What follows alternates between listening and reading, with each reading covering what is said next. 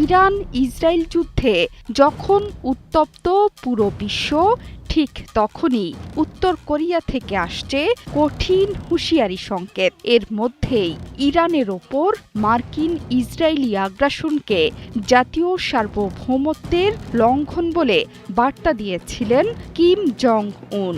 এবার পশ্চিমাদের গায়ে কাঁপন ধরাতে উত্তর কোরিয়া প্রকাশ্যে আনল ৫ টন সক্ষমতার ডেস্ট্রয়ার। শক্তিশালী এই ডেস্ট্রয়ার থেকে কৌশলগত ক্রুজ মিসাইল পরীক্ষা চালিয়েছে পিয়ংইয়ং। পুরো কার্যক্রম সামনে থেকে তদারকি করেছেন উত্তর কোরীয় নেতা কিম জং উন। জাহাজটি আনুষ্ঠানিক কমিশনের আগে ভয়ঙ্কর এই পরীক্ষা চালিয়েছে উত্তর কোরিয়া। দেশটির সরকারি গণমাধ্যমের বরাতে এ তথ্য জানিয়েছে আল জাজিরা, রয়টার্স। তোমার থেকে এই ওয়ালটনই ভালো, 75% পর্যন্ত বিদ্যুৎ সেভ করে। ওয়ালটন তোমার থেকেও ভালো, কোনো নয়েজ করে না। ওয়ালটন সাইড বাই সাইড ফ্রিজে আছে নেক্সট লেভেলের এমএসও প্লাস ইনভার্টার কম্প্রেসর, যা আবহাওয়া বুঝে নিঃশব্দে কুলিং স্পিড নির্ধারণ করে 75% পর্যন্ত বিদ্যুৎ সাশ্রয় করে। প্রতিবেদনে বলা হয়েছে, বুধবার দেশের পশ্চিমে নামপো জাহাজ ঘাটে চোহন ধ্বংসকারী জাহাজ থেকে C2 সারফেস মিসাইল উৎক্ষেপণ তদারকি করেছেন কিম জং উন। এই পরীক্ষাকে নতুন যুদ্ধ জাহাজের সক্ষমতার মূল উপাদান হিসেবে মূল্যায়ন করেছেন তিনি। এটিকে নিজ দেশের জন্য সামুদ্রিক প্রতিরক্ষার নতুন প্রতীক হিসেবে দেখছেন কিম জং উন।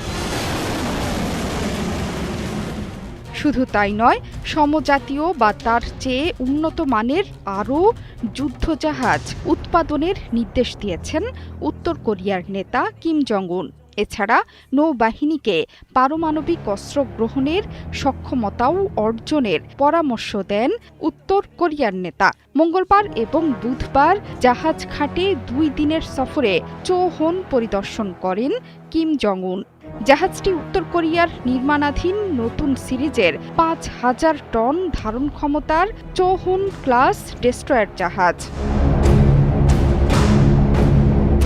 সম্প্রতি ক্ষমতাসীন ওয়ার্কার্স পার্টির সেক্রেটারি জেনারেল হিসেবে আবারও নির্বাচিত হয়েছেন কিম জং উন। এতে দলটিতে তার ১৫ বছর ধরে চলা নেতৃত্ব আরও দীর্ঘায়িত হয়েছে।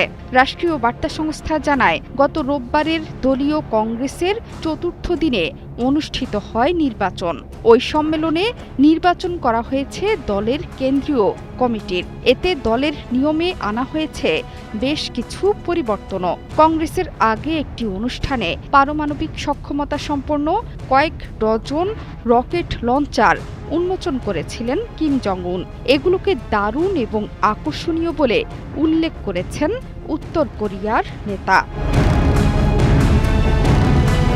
জোহরা চৌধুরী সেতু, ৭১।